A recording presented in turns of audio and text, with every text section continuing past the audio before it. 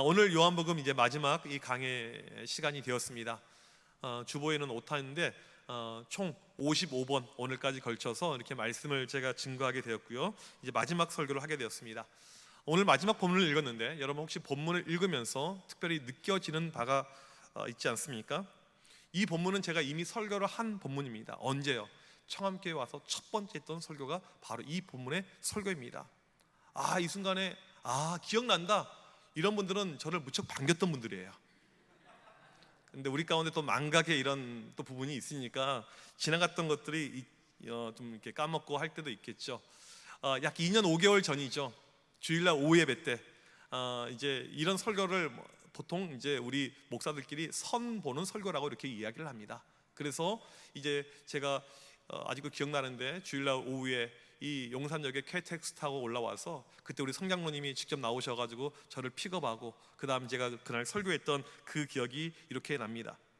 그날 제가 했던 설교는요, 매우 중요한 설교였습니다. 왜냐하면 한 편의 설교를 가지고 성도들이 저를 평가하기 때문에 아주 중요한 설교였죠. 이렇게 중요한 설교를 할 때 어설프게 설교하는 사람은 없습니다. 많이 해본 설교, 잘하는 설교, 이른바 18번의 설교, 이것을 가지고 설교를 하죠. 제가 그날 이 본문을 가지고 설교를 하는데 많이 했던 설교거든요. 그런데 설교가 영 별로였어요. 이제 성도님들은 은혜를 받았습니다라고 이렇게 좋은 이야기를 해주실 수가 있겠지만 설교를 하는 사람이 이것을 가장 정확하게 알아요. 제가 이번에 설교를 준비하면서 왜 그때 설교가 별로였을까, 여기에 대해서 다시 옛날을 회상하면서 생각을 많이 해봤습니다. 그때 아마도 제 영적인 상태가 그렇게 좋지는 않았던 것 같아요. 여러 가지 그때 제 안에 벌어졌던 여러 가지 일들로 인해서 많이 무너져 있고 힘들었고 성령 충만한 모습이 내 안에 별로 없었구나, 그래서 그때 설교가 좀 별로였었구나, 이런 생각을 제가 해보게 되었습니다. 오늘 2년여 만에 같은 본문으로 설교를 할 수 있는 것이 얼마나 다행인지 몰라요. 그때 못했던 것을 많이 할 수 있는 설교의 시간이 저에게 찾아온 것입니다. 오늘 요한복음의 이 마지막 스토리는요, 베드로가 등장을 하게 됩니다. 오늘 본문에 등장한 이 베드로는요, 우리의 자화상입니다. 베드로가 여러분의 자신이라고 생각하면서 이 말씀을 듣게 되면요, 훨씬 더 피부에 와닿을 것입니다. 이 베드로는 요한복음의 시작과 함께 등장하는 인물입니다. 그냥 등장하지 않아요. 다른 제자들과 완전히 차별화를 이루면서 드라마틱하게 이 베드로는요, 요한복음에서 등장을 하게 됩니다. 요한복음 1장 42절에 보게 되면 예수님께서 베드로를 처음 만나셨을 그날 이렇게 이야기를 하시죠. 내가 요한의 아들 시몬이니 장차 게바라 하리라 하시니라. 처음 베드로를 만났던 그날 예수님께서는 이렇게 이야기를 하십니다. 베드로의 이름을 새롭게 해 주셔요. 다른 제자들 가운데 처음 만나면서 이름을 바꿔주고 비전을 주고 이런 케이스는 없어요. 베드로밖에 없습니다. 베드로야, 이제 너는 시몬이 아니다. 시몬이라는 뜻은 하나님께서 들으셨다, 이런 뜻이죠. 이름을 게바로 바꿔줍니다. 게바는 아람어예요. 이 당시 사람들이 사용했던 일반적인 언어. 성경의 언어는 헬라어죠. 그러니까 게바를 헬라어로 바꾸게 되면 이게 베드로가 되는데 그 뜻은 반석입니다. 예수님께서 베드로를 처음 만난 그날 베드로의 이름을 바꿔줍니다. 계명을 해요. 그리고 베드로를 향한 놀라운 마스터 플랜을 가동을 시키는 것입니다. 쉽게 말하면 베드로 처음 보자마자 찍은 거예요. 내가 이놈 찍는다. 내가 이놈을 통해서 놀라운 일을 할 것이다. 하나님의 나라, 하나님의 역사, 이 믿음의 반석이 되어서 앞으로 이 친구 대활약을 할 것이다. 그런 프로젝트가 있었던 것입니다. 누가복음 5장 10절에 보게 되면 조금 다른 모습으로 이 베드로가 묘사가 됩니다. 거기서는 예수님께서 이렇게 이야기하시죠. 베드로야, 이제 그만 물고기 잡고 앞으로 사람을 낚는 어부가 되어라. 이제는 영혼 구원하는 일에 열심히 최선을 내서 한번 달려보자. 내가 너와 함께 할 것이다. 이 베드로가 순종하면서 주님의 사명에 따르게 됩니다. 베드로는요, 첫 만남부터가 달랐던 사람이에요. 아주 드라마틱하게 그렇게 인생의 시작을 하게 됩니다. 우리 이러한 베드로의 모습을 보면 좀 부럽죠. 나도 처음부터 주님을 만날 때 이런 모습이 있으면 좋을 텐데, 처음 딱 교회 갔는데 주님의 음성이 들려옵니다. 아무개야, 이름을 바꿔라. 이렇게 이름도 바꿔주고요. 내 이름 너무나도 촌스러워했는데 이 세련된 이름으로 바꿔주고요. 그 다음에 나에게 사명을 주시고요, 나를 통해서 일하겠다고 하시고요. 그런 역사가 우리 가운데 있으면 얼마나 좋을까, 그런 생각이 들 것입니다. 여러분, 오늘 우리가 기억해야 될 것은 무엇이냐면요, 주님께서 베드로만 이렇게 찾아오신 것이 아니고요, 우리 각자에게 이미 그렇게 찾아오셨다는 것입니다. 여러분, 찾아오셨어요. 이름을 다 불러주셨습니다. 이사야 43장 1절을 보게 되면 내가 너를 구속하였고 내가 너를 지명하여 불렀나니 너는 내 것이라. 베드로만 불러준 것이 아니고요, 여러분을 이미 다 불러주셨습니다. 이게 우리의 모습이에요. 베드로만 특별 대우가 아니고 우리 모두 특별한 대우가 이미 우리 가운데 있다는 것입니다. 우리 한 명 한 명을 향한 주님의 마스터 플랜은요 이미 가동이 되고 있다는 거예요. 이것을 기억해야 됩니다.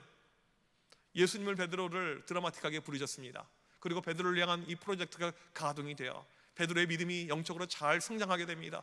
마태복음 16장 16절에 보니까 사람들이 예수님을 누군지도 잘 모르고 예수님에 대해서 잘 밝히 드러내지 못하고 있었을 때 베드로는 멋지게 예수님을 이야기합니다. 주는 그리스도시요 살아계신 하나님의 아들이십니다.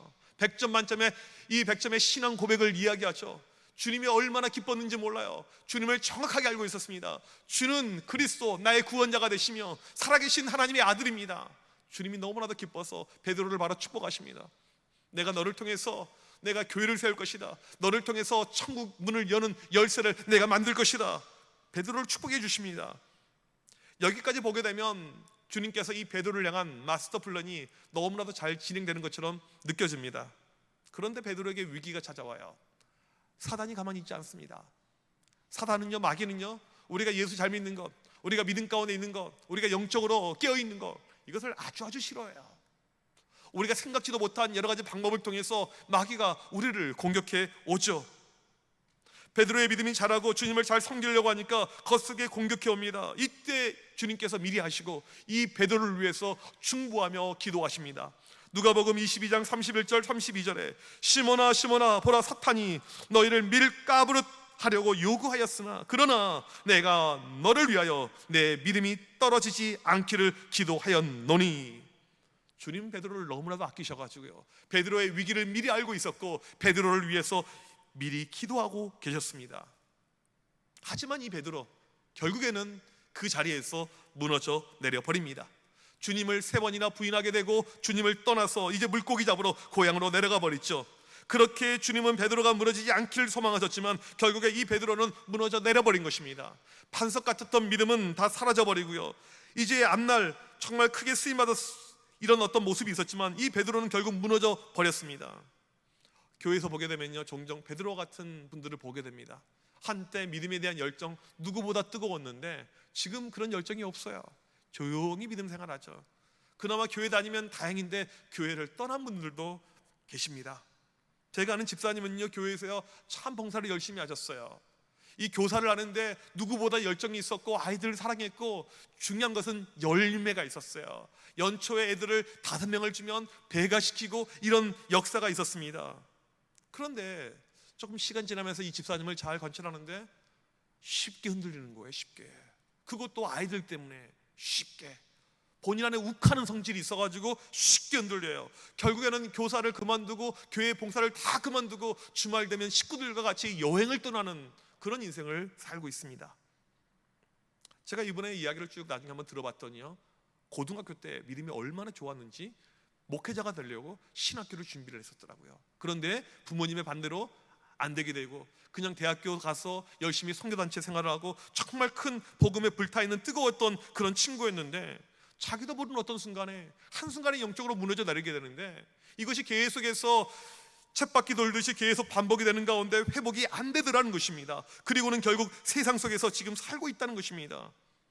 혹시 이런 모습이 지금 여러분의 모습이라면 오늘 말씀에 집중하시길 바랍니다. 왜요? 베드로는 완전히 무너진 것이 아니었기 때문에, 베드로의 무너짐이 오늘 말씀의 결론이 아니기 때문에 그렇습니다. 지난주 설교 내용 이어서 보게 되면요, 예수님께서 갈릴리 호수로 베드로를 찾아가시죠. 물고기 한 마리도 잡지 못했던 이 베드로 찾아가서 153마리를 잡게 해 주십니다. 제자들이 밤새 물고기 잡느라 수고했기 때문에 예수님께서 이 해변가에 아침 식사를 준비하면서 제자들이 나오자마자 같이 조식을 먹어요. 그리고 조용히 베드로를 부른 장면이 오늘 말씀의 장면입니다. 지금 예수님께서 다시 베드로를 부르고 있는데 우리가 주목해야 될 중요한 내용이 오늘 말씀에 있습니다. 9절에 나와 있어요. 9절 보게 되면 육지에 올라보니 숯불이 있는데 오늘 말씀에서 우리가 먼저 주목해야 될 것은요, 이 숯불이라는 단어를 주목을 해야 됩니다. 숯불 주목하라고 하니까 갑자기 뭐 숯불갈비, 숯불구이 이렇게 가시면 안 돼요. 이 숯불이라는 단어를 우리가 주목을 해야 됩니다. 예수님은 지금 베드로와 대화를 나누는데 어디서 나눕니까? 숯불에서요. 이 봄에, 이 새벽입니다. 또 몸이 물론 젖었어요. 이 숯불을 펴놓으면 따뜻하고 좀 몸놀기가 좋았겠죠. 왜 주님께서 베드로를 숯불로 부르셨을까요? 요한복음 18장에 보게 되면 예수님께서 대제사장 집으로 신문을 받으러 끌려갑니다. 그때 이 밤 날씨가 쌀쌀했었거든요. 대제사장 이 집의 뜰에 이 종들 사원들이 모여 있는데 추우니까 그때 숯불을 펴요. 모닥불을 폈습니다. 베드로도 같이 불을 쬐요. 거기서 어떤 일이 발생합니까? 그 숯불 앞에서 베드로는 주님을 3번이나 부인을 하게 됩니다. 숯불은요, 주님을 부인했던 장소예요.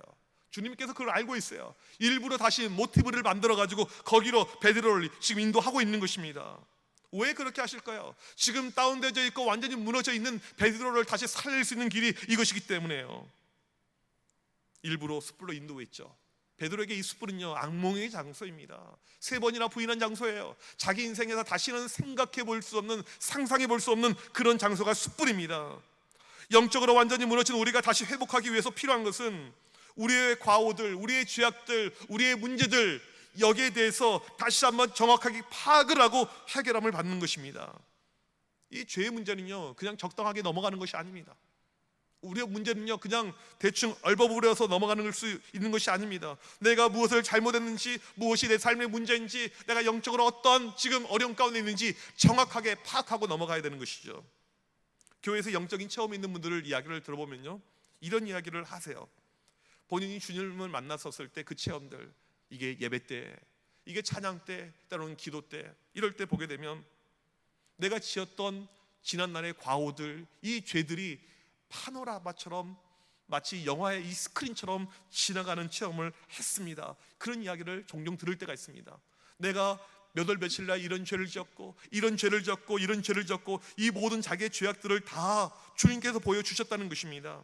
우리는 내 문제가 무엇인지 알아야지 회개가 되고요, 회복이 될 수가 있습니다. 자기 문제를 모르는 사람은요, 결코 회개가 되고 회복이 될 수가 없습니다. 때로는 우리 주님께서 우리의 문제를 먼저 보게 하십니다. 내 문제가 무엇인지, 내 상태가 어떤지 이것을 알고 회복을 시키게 하시는 거죠. 그래서 지금 숯불로 그 회개 장소로 다시 데려오신 것입니다. 그간 베드로가 어떻게 살았을까요? 예수님을 부인하면서 멀리 떨어졌어요. 최대한 주님 안 보이는 곳으로 멀리 간 것이죠. 이건 물리적인 어떤 위치보다는요, 영적인 이 거리감이 훨씬 더 큰 것입니다. 도저히 주님 볼 면목도 나지 않고 아마 몇 날 며칠을 울면서 폐인처럼 자포자기하면서 그렇게 살았을 것입니다. 이제는 더 이상 주님 볼 일 없을 거라고 생각하고 있는데 갈릴리까지 주님이 찾아오셨어요. 그리고 숯불로 인도하십니다. 이때 베드로의 심정이 어떠했을까요? 미칠 것 같았을 거예요. 숨고 싶었을 것이고 너무나도 창피했을 것입니다. 도저히 그냥 앉아있기 힘든 순간이었겠죠. 이때 주님께서 베드로에게 질문합니다. 요한의 아들 시몬아, 내가 이 사람들보다 나를 더 사랑하느냐? 3번에 걸쳐서 같은 질문을 하고 있습니다. 이 질문은요, 이렇게 해석이 가능해요. 첫 번째로, 베드로야, 너는 다른 사람들보다 나를 더 사랑하느냐? 베드로야, 이 사람들이 나를 사랑하는 것보다 훨씬 더 네가 나를 더 사랑하느냐? 아니면요, 여기 있는 물고기들보다 나를 더 사랑하느냐? 이런 질문입니다. 생각해 보세요. 지금 베드로가 답변할 수 있을까요? 베드로의 상황이요? 베드로의 모습이요? 여러분 같으면 답변할 수 있겠을까요? 지금 완전히 무너져 있습니다. 영적으로 병들어 있어요. 죽어 있습니다. 우선순위요, 주님 아니죠. 그냥 자연인이고 영적으로 완벽하게 파산한 상태가 바로 이 베드로의 모습입니다. 주님께서 이 베드로의 모든 상태를 알아요. 아셨기 때문에 묻고 있는 것입니다. 네가 나를 더 사랑하느냐? 과거 우리 성경을 해석을 보게 되면요, 예수님께서 내가 나를 더 사랑하느냐라고 물었을 때 그 사랑하느냐, 이게 헬라어로 아가파오입니다. 헌신적인 희생적인 사랑을 이야기하죠. 근데 베드로가 그 사랑을 아가파오라고 이야기하지 못하고요, 우정의 사랑인 필레오로 이야기를 해요. 주님께서 2번 아가파오로 묻자 베드로가 계속 필레오로 답변하자 3번째 주님께서 물으실 때는 주님도 필레오로 물으십니다. 그래서 옛날에 해석을 보게 되면 이 베드로가 양심의 가책이 있어가지고 주님의 사랑을 받아들이지 못했다, 그렇게 이야기를 하는데요, 그것은 바른 해석이라고 보지 않습니다. 요즘에요, 요한복음 문맥에서요, 아가파오와 필레오는요 거의 동의어예요. 지금 우리에게 중요한 것은 이 헬라어 단어가 중요한 것이 아니고 오늘 본문에서 무엇을 봐야 되냐면요, 예수님의 베드로를 향한 호칭에 집중해야 됩니다. 뭐라고 부릅니까? 베드로라고 부르지 않고 있어요. 이게 아주 중요한 내용입니다. 예수님은 지금 무너져 있는 베드로를 향해서 베드로라고 부르지 않고 있습니다. 왜요? 이 베드로는 반석이라는 이름에 걸맞게 살고 있지 않거든요. 믿음의 반석 다 무너져 있기 때문에 뭐라고 부릅니까? 15절, 요한의 아들 시몬아. 주님 만나기 전에 그 이름을 다시 한번 부르고 있습니다. 주님 만나기 그 전의 모습을 다시 한번 불러주고 있어요. 왜? 이게 베드로의 수준이고 베드로의 모습이니까요. 우리 주님은요, 우리의 있는 모습 그대로 부르십니다. 우리의 있는 모습 그대로 반기세요. 과거의 이름을 불러주시는 것이죠. 이게 우리 수준에 맞기 때문에요. 그러면 지금 자신의 상태가 도저히 주님을 사랑합니다 말하기 어려운 이 베드로에게 왜 주님께서 그렇게 3번이나 같은 질문을 하고 계실까요? 이 질문에 대한 이유가 매우 중요합니다. 3가지 이유가 있어요. 첫 번째는 무엇이냐면, 내가 어떠한 상황에도 베드로를 사랑한다, 우리 주님께서 이것을 보여주기 위해서 이 질문을 하고 있다는 것입니다. 실은 베드로의 지금 이 마음을 확인하는 것 포함이 됐지만, 중요한 것은 먼저 주님의 마음을 보여주는 것이 더 필요했다는 것입니다. 베드로야, 네가 나를 아무리 저주하고, 네가 나를 아무리 부인하고, 네가 믿음이 떨어져 있고, 네가 나를 모욕하고, 네가 나를 뒤통수 치고 배반하고 그렇게 할지라도 너를 향한 내 마음은 편치 않는다. 이게 주님께서 질문하고 있는 이유입니다. 지금 베드로를 향한 주님의 진심 어린 사랑을 보여주고 있는 것입니다. 여러분 기억하십시오. 여러분이 믿음이 떨어져 있을 때, 내가 연약해져 있을 때, 내가 주님의 마음을 서운하게 하고 죄 가운데 있고 주님에게서 떠나게 한다고 할지라도 주님은 여전히 여러분을 사랑하고 계십니다. 믿으시면 아멘. 주님은 여러분을 사랑하세요. 여러분이 어떠한 행동을 할지라도 주님의 사랑은 결코 변치 않습니다. 이것을 지금 주님께서 베드로에게 보여주고 있습니다. 두 번째로요, 베드로를 회복시키기 위해서 그렇습니다. 완전히 무너져 있는 이 베드로, 회복의 방법은요 딱 한 가지밖에 없습니다. 주님 사랑밖에 방법이 없어요. 그래서 3번 반복 질문을 하고 있습니다. 요한의 아들 시몬아, 내가 나를 사랑하느냐? 우리 성경에 나와 있지는 않지만 이 질문이 베드로에게 들어갔었을 때 베드로는 마음속으로 펑펑 울고 있었을 것입니다. 내가 이 정도밖에 안 되는 사람인데 주님께서 아직까지 이렇게 나를 사랑하고 계시는구나. 이 질문을 주고받고 하는 가운데 베드로의 모든 것이요 회복이 된 거예요. 신앙의 회복은요 의외로 단순합니다. 내가 주님을 떠나 살고 있었고, 내가 죄 가운데 살고 있었고, 내가 정말 주님 모시기에 너무나도 부끄러운 그런 인생이었는데, 교회에 와서 찬양을 부르는데, 기도를 하는데, 설교를 듣는데 나도 모르게 하염없이 눈물이 납니다. 주님의 사랑을 기억하게 되면 나도 모르게 눈물이 나요. 우리의 신앙의 회복은요 늘 이런 방식입니다. 주님께서 우리의 마음을요, 감정을요 그렇게 터치를 하십니다. 내 안에 사라졌던 주님의 사랑이 다시 한번 확인이 되고 다시 한번 올라오게 되면 그때 회복이 일어나게 되는 것입니다. 혹시 이 자리에 계신 분들 가운데 그간 주님의 사랑 없이 살았던 분들, 세상 속에서 빠져 있었고 세상이 좋았고 그 다음에 이 죄악된 이런 삶들, 특별히 코로나 때 더 믿음이 떨어진 분들, 오늘 이 시간 주님의 사랑을 다시 한번 확인하고 회복하는 역사가 있기를 간절히 축복합니다. 3번째로 베드로를 향한 주님의 마스터 플랜을 재가동시키기 위해서 질문하고 있는 것입니다.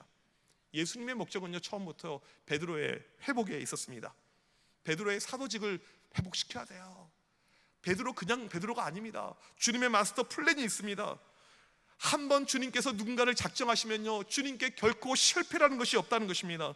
무너졌던 베드로, 주님의 사랑을 확인하고 그 사랑의 힘만 있으면 회복이 되는 것입니다. 우리 주님께서 못 고칠 사람이 없습니다. 어떠한 사람이든지 주님의 능력이 그 심령 가운데 있게 되면 다 고쳐지게 되는 것입니다. 다시 한번 베드로를 회복시켜서 베드로를 통해서 하나님 나라 프로젝트를 만들어가는 것, 이게 우리 주님의 뜻이었습니다.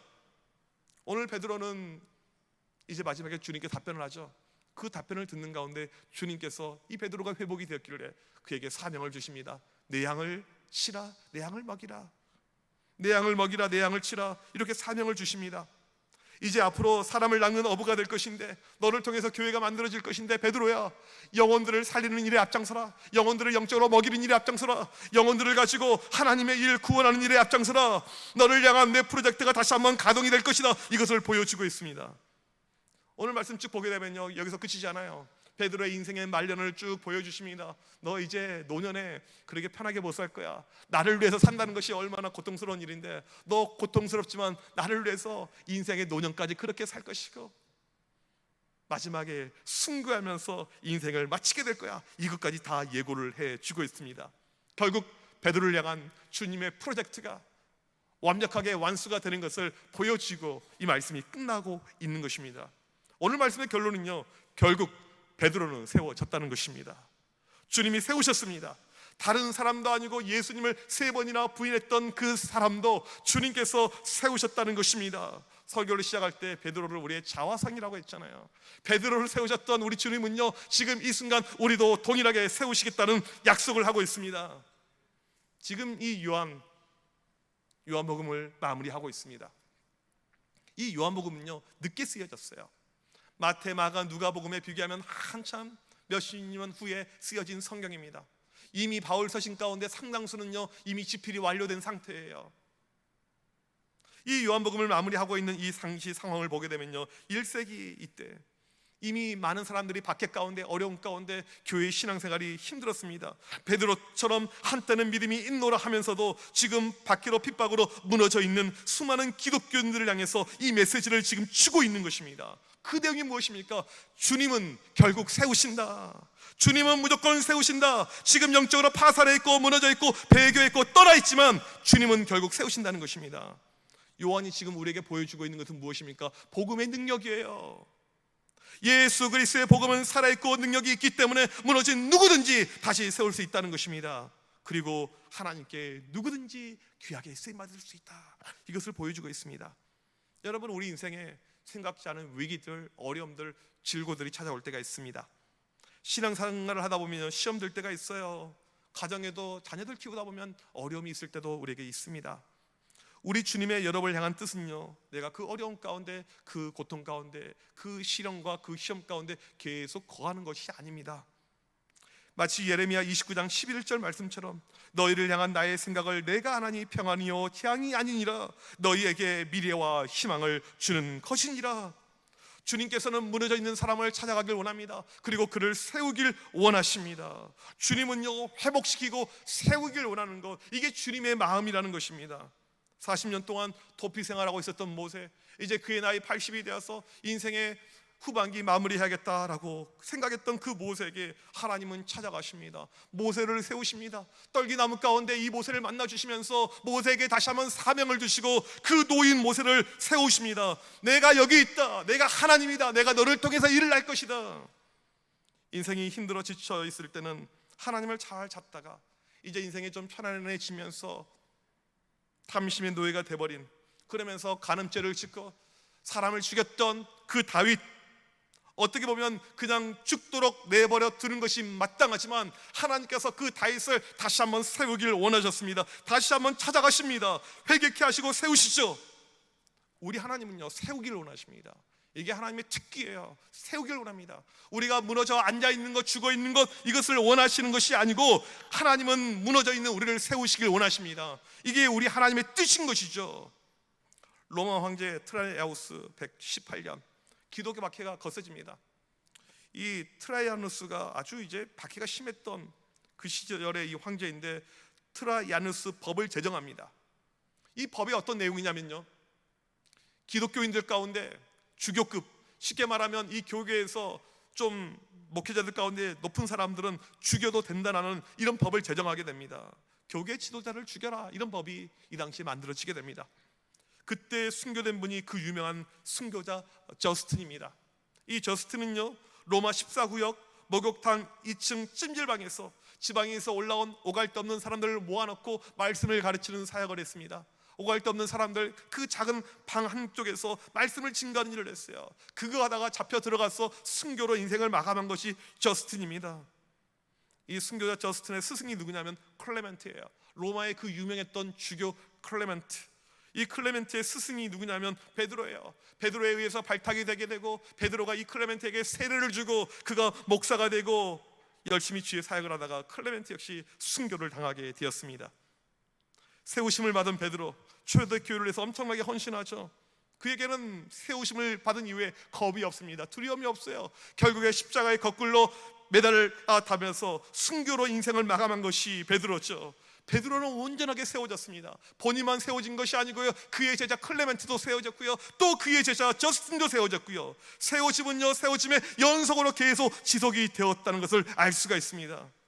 오늘 이 시간 우리 주님은요, 여러분을 세우시길 원합니다. 다른 거 필요 없어요. 우리 가운데 주님의 사랑 다시 한번 기억하게 되면요, 누구든지 세워질 수가 있게 됩니다. 오늘 이 시간 주님의 사랑을 다시 한번 기억하길 바랍니다. 주님께 돌아가길 간절히 소망하길 원합니다. 그럴 때 우리 가운데 세워지는 놀라운 축복이 일어날 것입니다. 그 믿음을 가지고 나아가는 모두가 되시길 주님의 이름으로 간절히 축복합니다. 우리 이 시간 같이 찬양하겠습니다. 자리에 일어나셔서 함께 찬양할 때 이 고백이 오늘 베드로의 고백이 되며 우리의 고백이 되기를 소망합니다. 나 무엇과도 주님을 바꾸지 않으리, 다른 어떤 은혜 구하지 않으리, 오직 주님만이 내 삶의 도움이시니. 우리 시간 같이 찬양하겠습니다.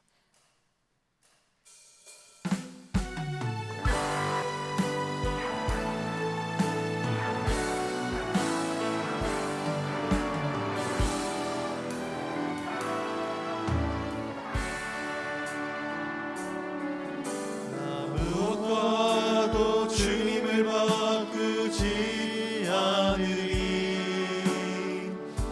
다른 어떤 은혜 구하지 않으리, 오직 주님만이 내 삶의 도움이시니 주의 얼굴 보기 원합니다. 주님 사랑해요. 주님 사랑해요.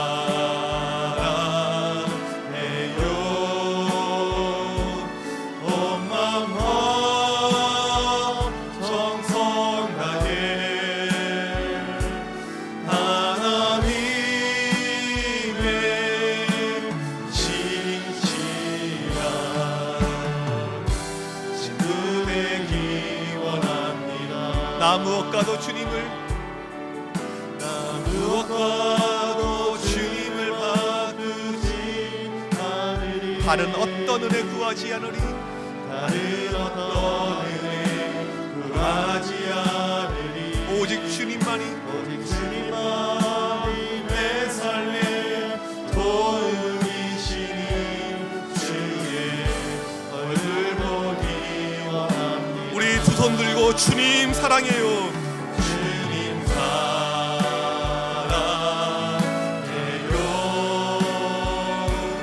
온 마음과 정성 다해 하나님의 진실한 친구 되기 원합니다. 주님 사랑해요. 주님 사랑해요. 온 마음과 정성 다해 하나님의 진실한 친구 되기 원합니다. 날 사랑하시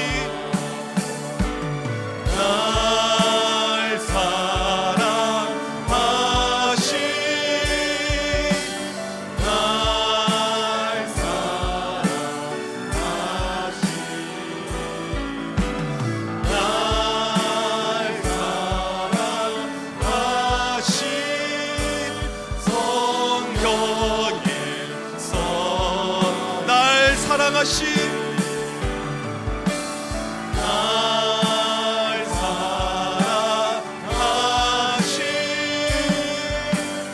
날 사랑하시, 날 사랑하시, 성경에서 우리 이 시간 합심하여 기도하길 원합니다.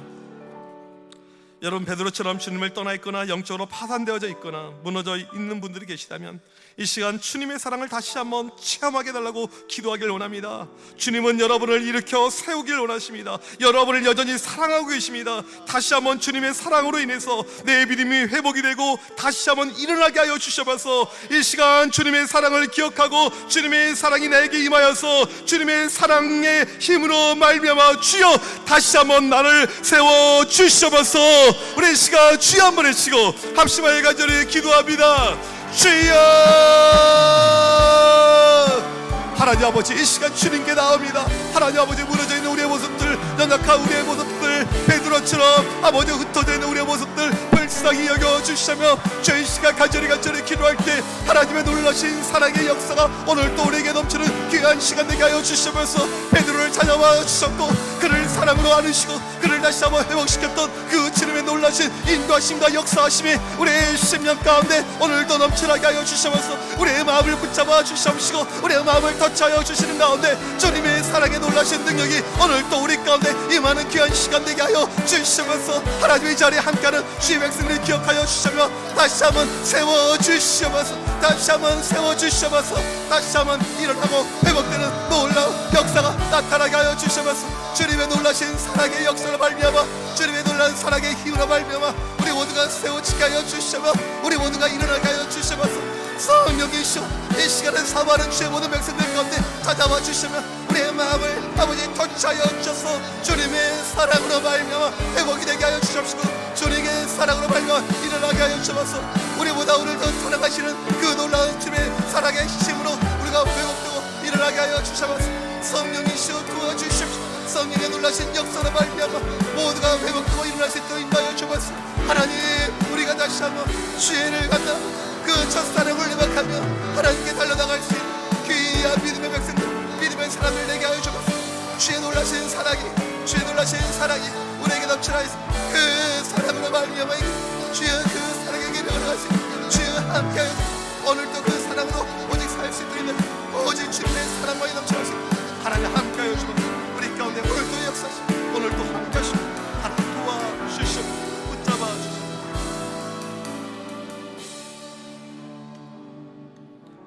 하나님 아버지 감사합니다. 베드로처럼 주님을 떠나 있었고 배신하며 때로는 아예 세상 속에서 살아 있었던 저희들이었지만 여전히 저희들을 사랑해 주셔서 오늘 또 이 시간 우리 가운데 찾아와 주심에 감사합니다. 우리를 향한 주님의 계획은 우리가 원래의 모습으로 다시 회복이 되는 것을 믿습니다. 이 시간 영적으로 무너져 있으며 영적으로 다운되어 있으며 하나님 힘들어하는 모든 분들 다시 한번 찾아와 주셔서 다시 한번 일으켜 세워 주시옵소서. 주님의 사랑을 확인하게 하여 주시옵시고 그 사랑의 힘으로 말미암아 세워지는 놀라운 역사를 체험케 하여 주시옵소서. 주의 일에 쓰임받길 원합니다. 베드로처럼 되길 원합니다. 그런 결단들, 그러한 믿음들 우리 모두에게 허락하여 주시옵소서. 지금은 우리 주 예수 그리스도의 크신 은혜와 우리 하나님 아버지의 무한하신 사랑하심과 성령님의 위로 교통하심이 베드로처럼 주님의 사랑으로 말미암아 다시 한번 일어나고 회복하고 세워지길 소망하는 주의 모든 백성들 머리머리 위에 지금부터 영원토록 함께 있을지어다. 아멘.